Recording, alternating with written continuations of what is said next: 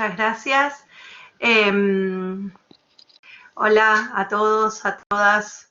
Un placer estar acá. Bueno, sí, con el libro La educación en línea era un campo en construcción, ahora es un campo en reconstrucción, ¿no?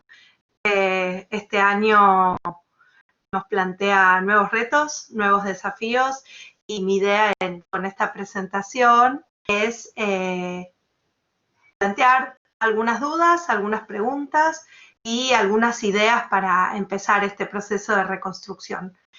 En marzo 2020, en Argentina, se cerraron las aulas y aunque veníamos escuchando todo el verano que había una nueva pandemia que se iba acercando, llegó y el cierre de aulas nos tomó igualmente por sorpresa. Y hubo que empezar a tomar decisiones rápidamente, diseñar, crear nuevas opciones. No estoy diciendo nada que seguramente cada uno de ustedes haya tenido que vivir. Y en lo personal, en el PENFLAXO se venía el coloquio en línea. El coloquio presencial, perdón. El coloquio del diploma es el único momento presencial de una propuesta completamente en línea, el único momento en que nos encontramos, y íbamos a recibir 150 personas en abril en la sede de Flaxo en Buenos Aires, y obviamente tuvimos que suspender y empezar a pensar una experiencia completamente en línea, y teníamos algunas certezas, ¿sí? Principalmente que no podíamos replicar la presencialidad, que no era cuestión de pensar lo mismo que veníamos haciendo, pero ahora en línea, y porque no tiene sentido, porque no funciona, y que había que generar una propuesta completamente en línea. Esto se basa en algunas ideas que ya son conocidas por muchos de nosotros, en particular que la educación presencial se basa principalmente en que el tiempo y el espacio son comunes, ¿sí? Es un ámbito conocido, lleva cientos de años por lo menos en el ámbito universitario, desde la creación de las universidades medievales, tiene tradiciones y rutinas, algunas medievales, y si bien hay búsquedas de ruptura de las prácticas conocidas, la escena más habitual es una docente en el frente hablando, estudiantes tomando notas, hoy sacando fotos a la presentación de diapositivas. Generalmente es una de las prácticas más habituales, aunque obviamente estoy exagerando porque hay prácticas diversas y ricas, pero digamos que sería la práctica más habitual. A la vez, la educación en línea, que hoy en día también es parte del campo conocido, comparte, ¿sí?, un rasgo, y es que hay un espacio común, pero en vez de ser un espacio de las aulas y de los edificios, es el territorio digital compartido.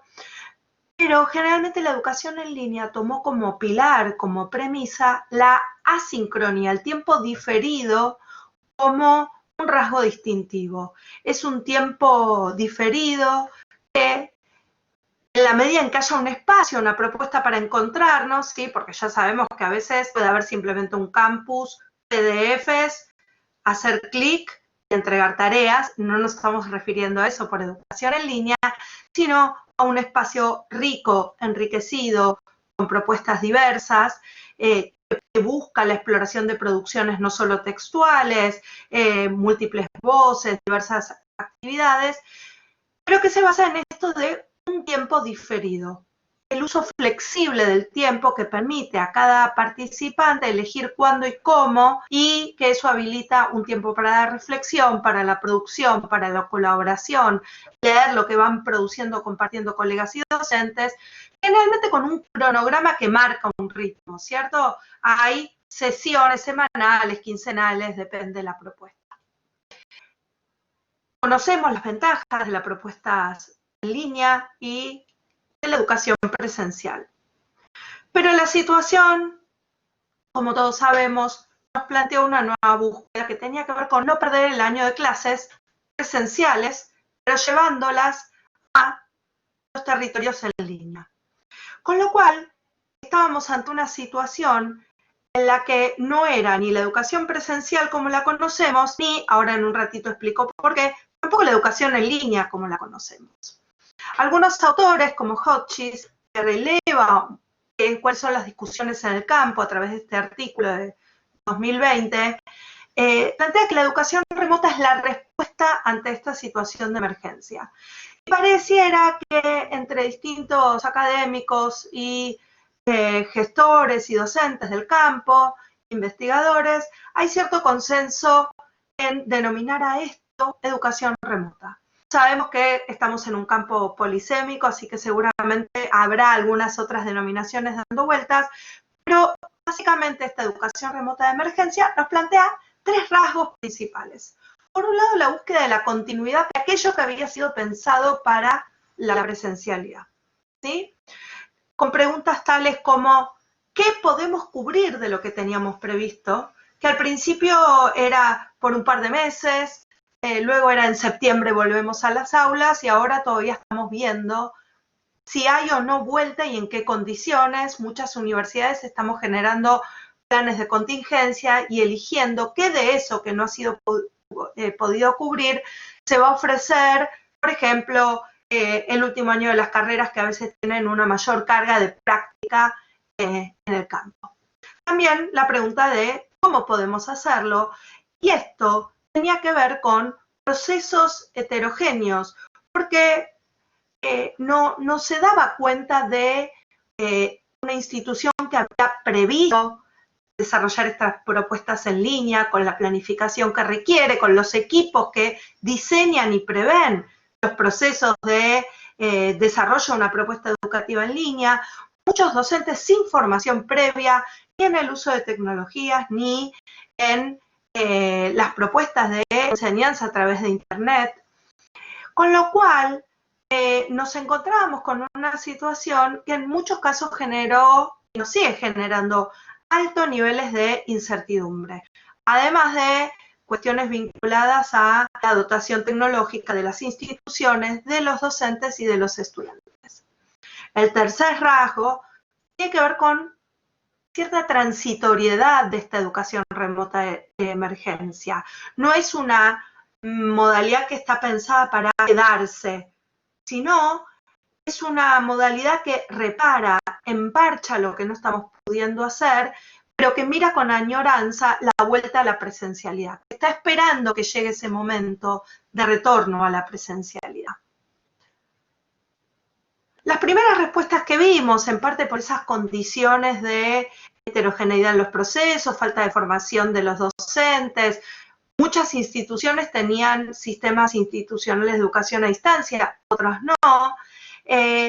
Vimos que las respuestas que emergieron generalmente tuvo que ver con la incorporación amplia de clases magistrales por videoconferencia, por sistemas como este que estamos usando hoy, el famoso Zoom, el Meet y otras aplicaciones, clases magistrales, pero que en vez de ser en un mismo tiempo y en un mismo espacio digitales, se videograban y se comparten a través de algún entorno que la universidad dispone para ello, y trabajos para entregar, ¿sí? Consignas no siempre claras, no siempre construidas con el nivel de detalle que requiere cuando no las compartimos en el aula y hay posibilidad de ida y vuelta y de que los estudiantes pregunten, aclaren algunas cuestiones, muchas veces con los estudiantes teniendo que resolver autónomamente, así como autoestudio, y muchas veces también generando una sobredemanda a nuestros estudiantes, porque todos los docentes salimos a pedir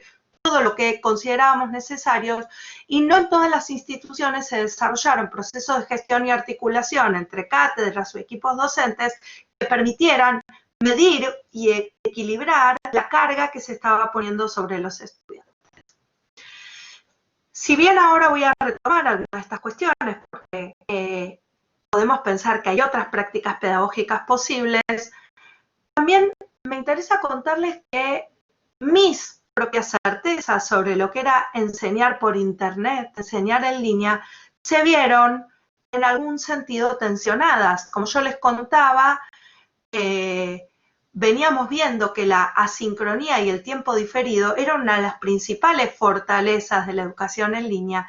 Y sin embargo, a lo largo de este año, tanto en las propuestas de educación formal, pero también en otros ámbitos de la cultura, del entretenimiento, vimos emerger vivos, sesiones en vivo, el vivo de Instagram, las transmisiones por YouTube, y empezamos a preguntarnos por esta fuerza de la sincronía, quizás algunas hipótesis que podemos empezar a desarrollar, aunque habría que investigar porque estamos transitando, tiene que ver con un modo de generar sensación de estar juntos, dado que no podemos estar juntos realmente.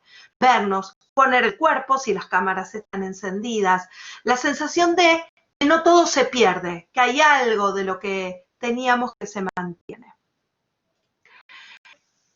Con todas estas cuestiones presentes y dando vueltas, empezamos a construir en el equipo al que pertenezco, en el PENFLAXO, algunas ideas de cómo reconstruir el concepto de educación remota, pero realizando una mirada crítica a esas prácticas que fueron las que se pudieron, las que pudimos todos en este contexto de estrés, de incertidumbre, de angustia. Entonces, nos preguntábamos cuál es el yin y el yang, cuál es el equilibrio, cuáles son los elementos que componen esta educación remota y cómo se balancean y cómo se complementan entre sí.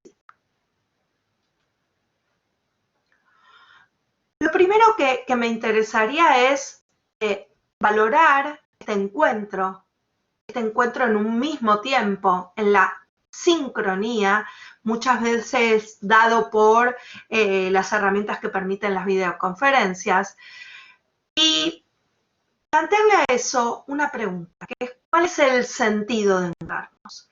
¿Qué podemos hacer cuando estamos juntos? Porque como saben, hay vida más allá de la clase magistral, ¿sí? Para contar lo que pueden leer por su cuenta o ver por su cuenta, no vale la pena forzar estar todos en un mismo horario, todos conectados, porque sabemos la complejidad de los hogares, la conectividad que falla. De hecho, hoy a mí me falló la conectividad y tuve la suerte de ser recibida por un colega que me permitió estar hoy con ustedes. También en hogares donde hay conectividad, pero hay un solo dispositivo, ¿sí? Y hay que compartirlo, y a esa misma hora hay que trabajar, estudiar, dar clase. Si hay hijos e hijas en las casas que también tienen que hacer sus propias actividades educativas, además de algunos padres y madres que hacemos de docentes de nuestros hijos para acompañar, especialmente con los más pequeños, la posibilidad de escolarización. Entonces, si vamos a elegir encontrarnos con las dificultades, con las brechas de acceso y de conectividad, con las condiciones en nuestras casas estresadas por la situación, tiene que valer la pena ese momento de encuentro. Entonces, la pregunta es, ¿qué es lo que vale la pena hacer cuando estamos juntos? ¿Sí? Yo sé que esto también podríamos extenderlo a las aulas físicas. La verdad que es algo que nos vamos a empezar a preguntar, es cuando volvamos a las aulas en los edificios de nuestras universidades, ¿qué vamos a hacer cuando estemos juntos? ¿Vale la pena que nuestros estudiantes y estudiantes viajen a veces mucho tiempo y se trasladen para sentarse a escuchar? Porque eso también lo podemos resolver de esa manera. Entonces, por nombrar algunas, pero seguramente ustedes pueden ir compartiendo otras.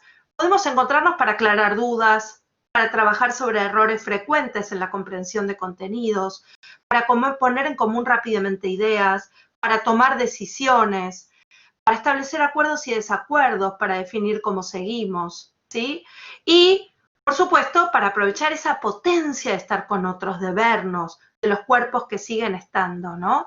Entonces, deberíamos ver cuáles son las mejores prácticas que sí podemos heredar de la presencialidad.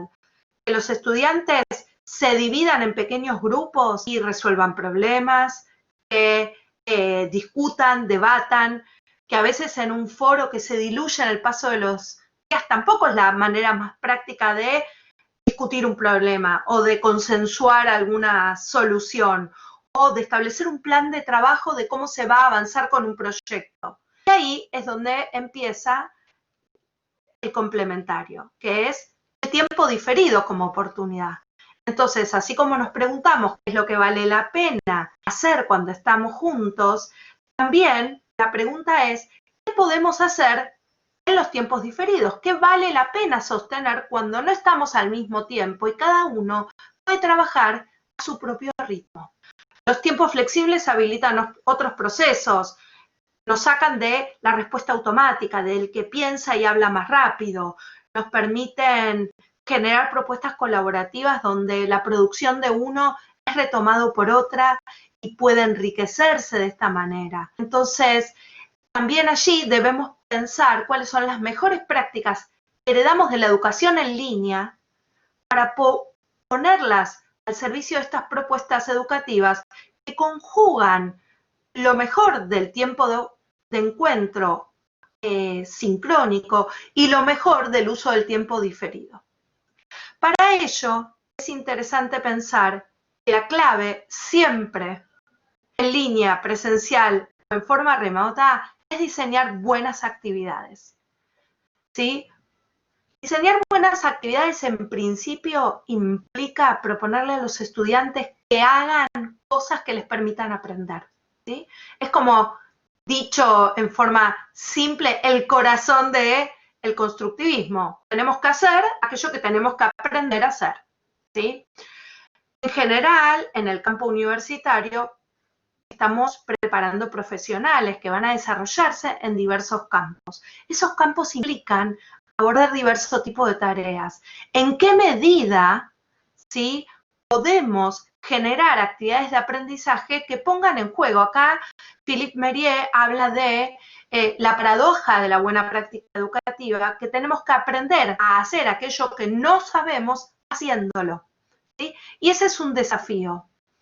En este sentido, cada docente, además de las propuestas que en las instituciones vayamos modelando, fomentando a partir de las actividades de formación docente, a partir de las discusiones entre colegas, a partir de disponer de quizás modelos de actividades diversas, cada docente podrá ir eligiendo. Quizás lo mejor es empezar por experiencias más cómodas para nosotros, más conocidas, más chicas, y probablemente con herramientas conocidas, a lo mejor en un foro o en un documento compartido de Drive. Digamos, no hace falta siempre pensar en una gran parafernalia pedagógica para poder desarrollar buenas actividades. Mientras tengamos claro qué es lo que tienen que hacer los estudiantes y que la actividad apunte a habilitar y promover eso y que los docentes pensemos cómo acompañarlo, estamos encaminados. Por supuesto, podemos, quienes ya estamos cómodos, ir más allá y explorar en los bordes de la didáctica en línea para poder pensar en experiencias transmedias, en utilizar narrativas multimediales, generar experiencias inmersivas. Hoy vemos, ¿sí?, en el campo de los consumos culturales hay mucho de esto, y en educación en línea ya hay recorridos para poder pensar en estos caminos. Siempre en este sentido es mejor en lo posible trabajar en equipo. ¿Por qué? Porque cuando trabajamos en equipo se pone en juego la potencia de la creación colectiva, porque podemos pensar con otros, imaginar realidades que hasta ahora no se nos habían ocurrido. Y en este sentido, el cuarto punto que quiero traer para empezar a pensar esta educación remota que busca cuáles son sus elementos, es pensar territorios digitales híbridos, ¿sí? Podemos, como les decía, empezar por lo conocido, por aplicaciones y herramientas digitales que ya conozcan, y después ir animándonos a explorar qué otras aplicaciones. Hoy en día hay un universo de aplicaciones disponibles. Muchas de ellas permiten modelar, simular procesos profesionales. Hay contenido disponible. Pero también podemos hackear o exprimir los universos de los territorios digitales que ya conocemos y ver qué más le podemos pedir a esos espacios o esas aplicaciones, creando nuevos modos de usarla. Y también darnos el permiso de que los estudiantes sean co-creadores de esas experiencias. Yo no quiero entrar en la polémica de nativos digitales, porque hoy en día ya está perimida y sabemos que eso no es así, y que los estudiantes conocen un poco manejar algunas herramientas, pero tienen mucho para aprender del territorio digital, pero también los docentes tenemos mucho para pensar allí. Pero si hacen una búsqueda van a encontrar muchos artículos hoy en día que hablan de los estudiantes como co-creadores o el codiseño, y además también porque en este territorio o en esta modalidad, si es que se instala nueva que estamos construyendo, la humildad de nuestra parte, de no tener todo resuelto, de poder escuchar cómo la están vivenciando los estudiantes, qué necesitan, qué están pudiendo lograr, qué pueden sugerir, es una buena propuesta. Trabajar con ellos también como copartícipes en la mejora de estas propuestas que vamos a ir explorando. Y ya, para ir terminando, la pregunta es cómo sería esta nueva normalidad, qué nos va a quedar. Por ahora pareciera, por la información que vamos recibiendo, que no se terminó el aislamiento social preventivo obligatorio con el 2020. Es probable que el año próximo empecemos de esta manera. Es probable que vayamos yendo y viniendo de exploraciones al retorno a la presencialidad y vuelta a la realización que va cubriendo los baches que se generen. En ese sentido, yo les propongo explorar ese yin y yang entre la asincronía y la sincronía, en complementar esos espacios, en complementar actividades conocidas y al mismo tiempo ir buscando otro tipo de actividades que nos permitan ir más allá de lo conocido, aprovechar esto como una oportunidad para desafiarnos a nosotros como docentes, ahora que el estrés inicial ha pasado, que podemos aprender del recorrido de año, y para eso les propongo 3P, ¿sí? Generar propuestas con 3P. Propuestas pertinentes a los contenidos, al diseño curricular, a la institución y contexto en el que estemos, potentes pedagógicamente, que respondan a esa pregunta de qué vale la pena hacer en un mismo tiempo, en tiempos diferentes, en territorios compartidos, en territorios separados o diferentes, pero también que sean posibles, que reconozcan las condiciones de posibilidad de nuestros estudiantes, nuestras y de las instituciones que transitamos. Bueno, espero que estas ideas empiecen a dejar algunas preguntas, algunas ideas. Realmente querría escuchar cómo les resuenan, qué prácticas fueron explorando y pensar un rato más en forma conjunta el resto del tiempo del que disponemos. Muchas gracias, Gisela. En particular hay una pregunta de Gabriela Raceto sobre este complemento sincrónico, lo sincrónico y lo diferido. Ella opina que está buenísimo, pero se pregunta como docente si la institución estará de acuerdo. Bueno, es algo que tenemos que darnos espacios de conversación. Cada institución tiene sus propias lógicas y sus propios espacios de discusión, de construcción de consensos y disensos. En este momento sé que hay muchas instituciones que han impuesto cierta cantidad de sesiones de videoconferencias obligatorias, pero digo, a ver, estoy tratando de pensar, no creo que haya dificultad para pensar que haya tareas o actividades por fuera de esos encuentros. Quizás lo que podemos es repensar el sentido y que en vez de que ese encuentro en un mismo tiempo esté dedicado a un docente que exponga, quizás sea para que los participantes compartan lo que produjeron en tiempo diferido y que se den retroalimentación en forma recíproca y nosotros los docentes también podamos recoger lo producido y ahí sí, a lo mejor organizar las ideas, sistematizarlas, pasarlas en línea y devolver nuevas preguntas, por ejemplo. Entonces, no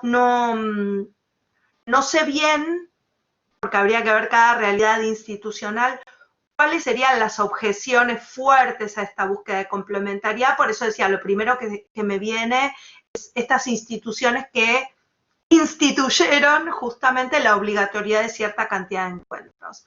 Pero no sé si va por ahí la duda o la dificultad, si podemos retomar o abrir por otro lado la duda.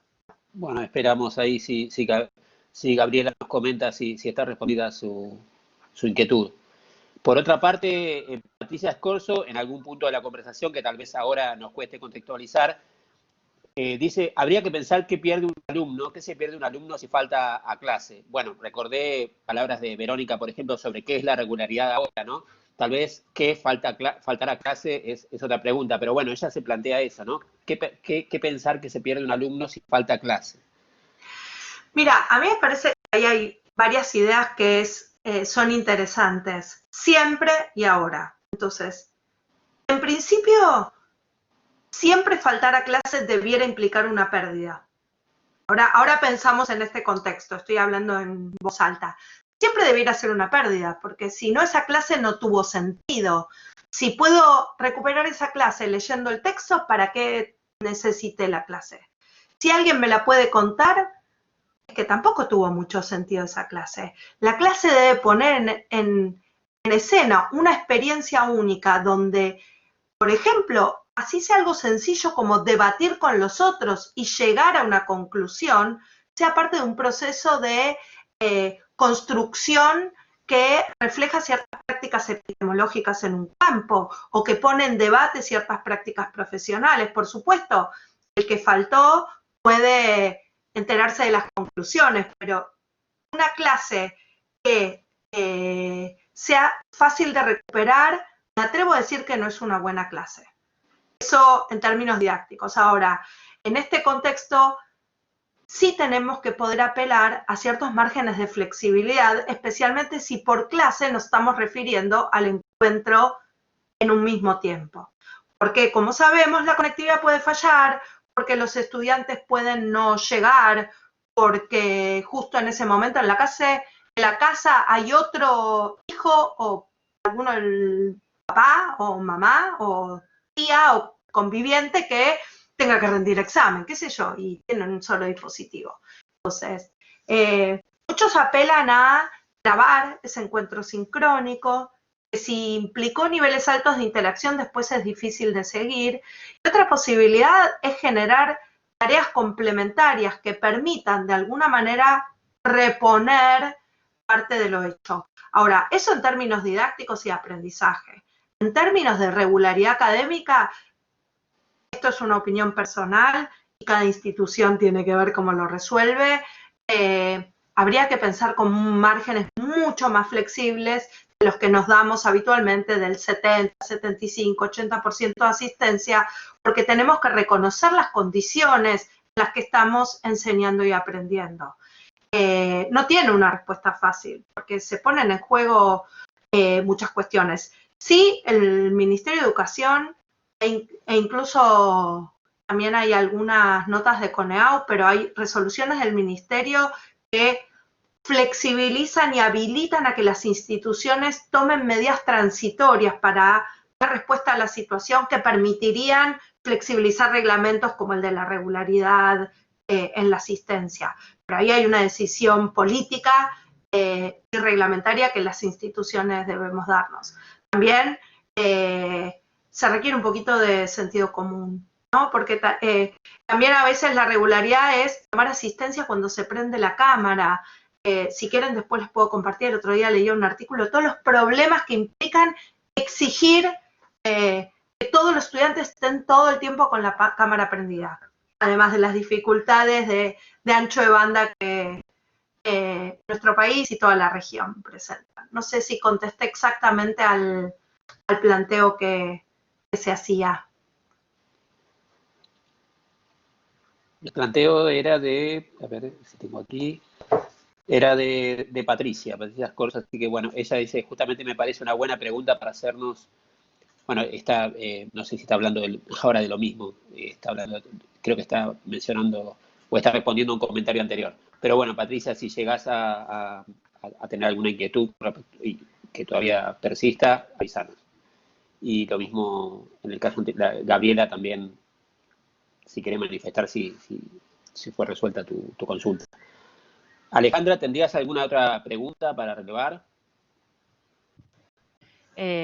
No, Juli, creo que la pregunta era de Gabriela Raceto sobre el tema de las instituciones y la posibilidad de la combinación entre el vivo, ¿no? y el on demand, como lo llamamos nosotros, en nuestras charlas al interior de la institución, que, bueno, yo estoy completamente de acuerdo con todo lo que planteaste, Gisela, y que me parece que en este momento, ¿no? En este tránsito que pasamos este año y en lo que nos va a deparar el trayecto de los años siguientes, o por lo menos del año siguiente, del primer semestre, está un poco en juego cómo articulamos eso. Y me parece que hubo varios comentarios en este sentido. Y ahora hay comentarios respecto del tema de la cámara, que también fue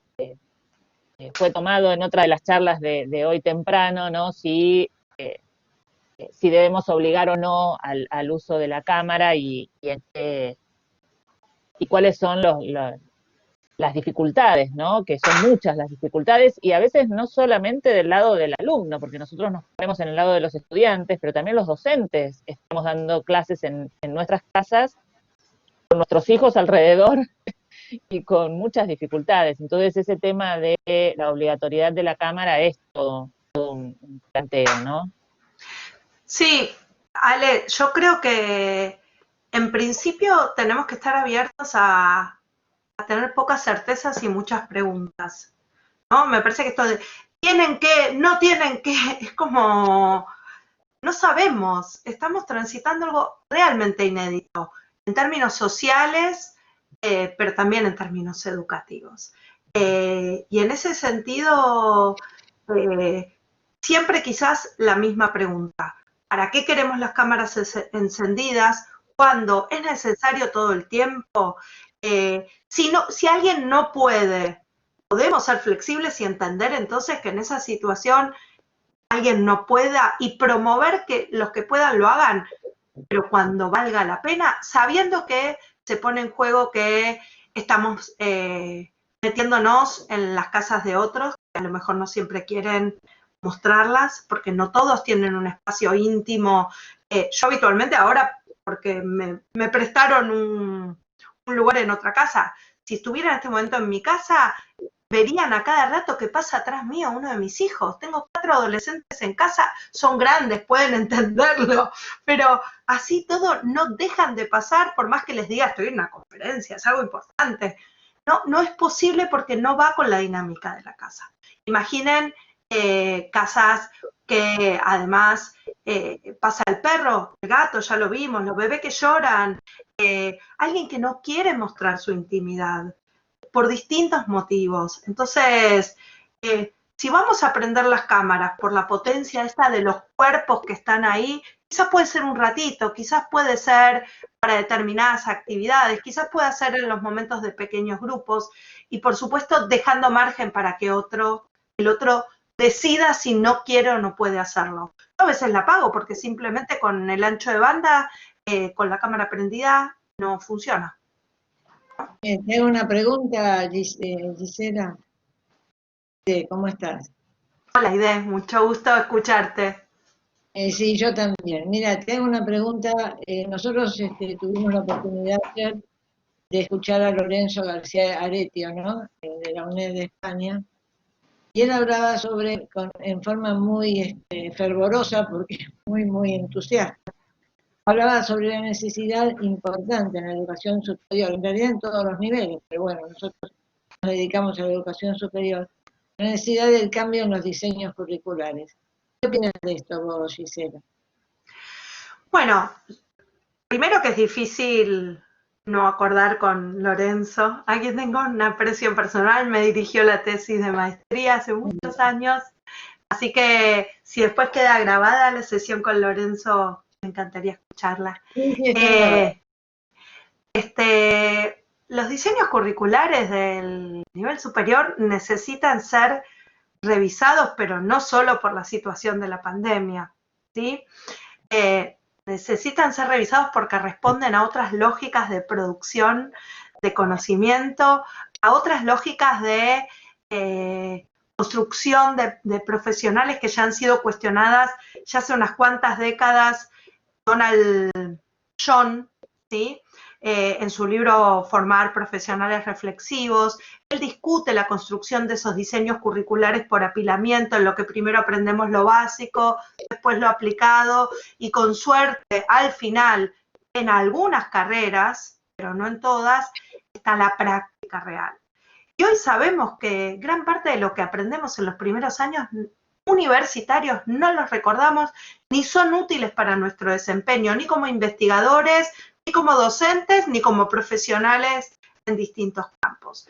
En ese sentido, hay experiencias en el país. Yo conozco más, en el caso de salud, hay muchas carreras de medicina que han reorganizado sus diseños curriculares en torno a problemas y prácticas profesionales. Por ejemplo, ustedes, cuando me presentó Julián, les contó que yo también trabajo en la Universidad del Hospital Italiano, y allí los estudiantes desde cuarto año, los primeros 3 años ya transitan por el hospital, y desde cuarto año se suman a las tareas de atención de pacientes, y luego las clases en aula son recuperando, se llama aprendizaje basado en la tarea, lo que ha ocurrido, siguen un paciente transversalmente, es un diseño curricular completamente diferente, lo cual tiene aspectos sumamente potentes en términos curriculares, con mayores niveles de integración curricular, no basado en las disciplinas, sino en las prácticas profesionales,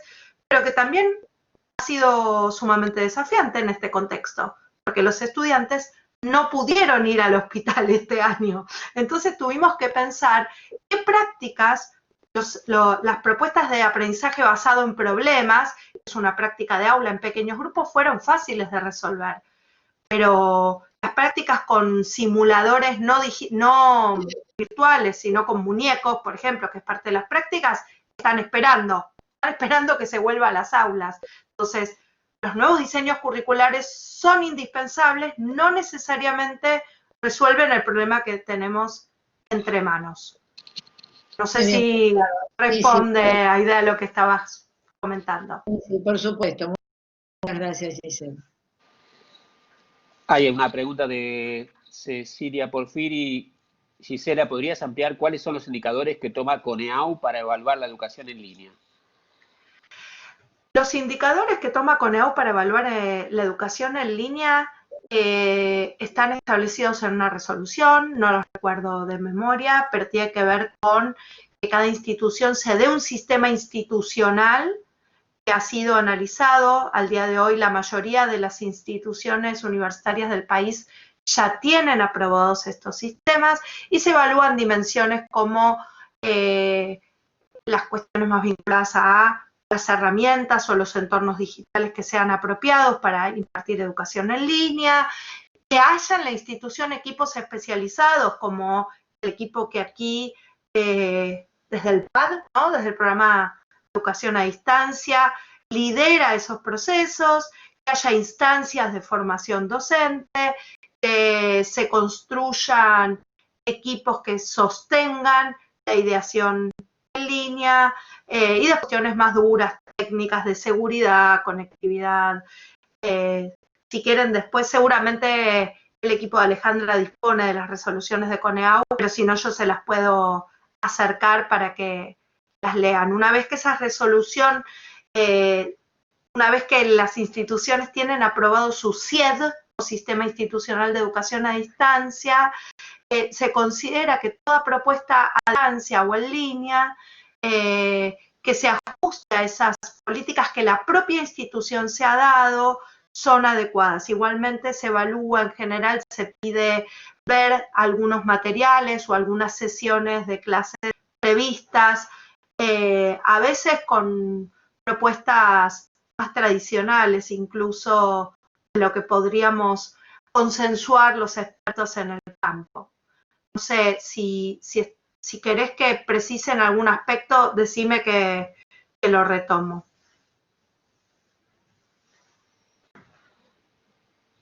Perfecto, gracias Gisela. Entiendo, Alejandra, que no queda ninguna pregunta por considerar. Sí, no queda ninguna pregunta, todos están agradeciendo en el chat, así que, bueno, nosotros también te agradecemos, Gisela, por este tiempo. Fue un cierre de la jornada, la verdad, sumamente enriquecedor, porque hemos atravesado diferentes temas y hemos tocado muchas aristas de esto que nos abre preguntas, como las tres expresiones de hoy plantearon de algún modo esto que me parece interesante, es no traer respuestas, sino seguir preguntándonos para poder construir el camino que nos queda. No sé si, Aide, querés saludar a Gisela, así damos el cierre. Sí, nada más que agradecerte, Gisela, por la claridad de la exposición, por haber aceptado nuestra invitación. Y bueno, seguramente no va a ser la última vez. Muchísimas gracias. Bueno, muchas gracias a ustedes por invitarme. Solemos desde el PENTA acompañar este espacio y nos honra que nos convoquen nuevamente.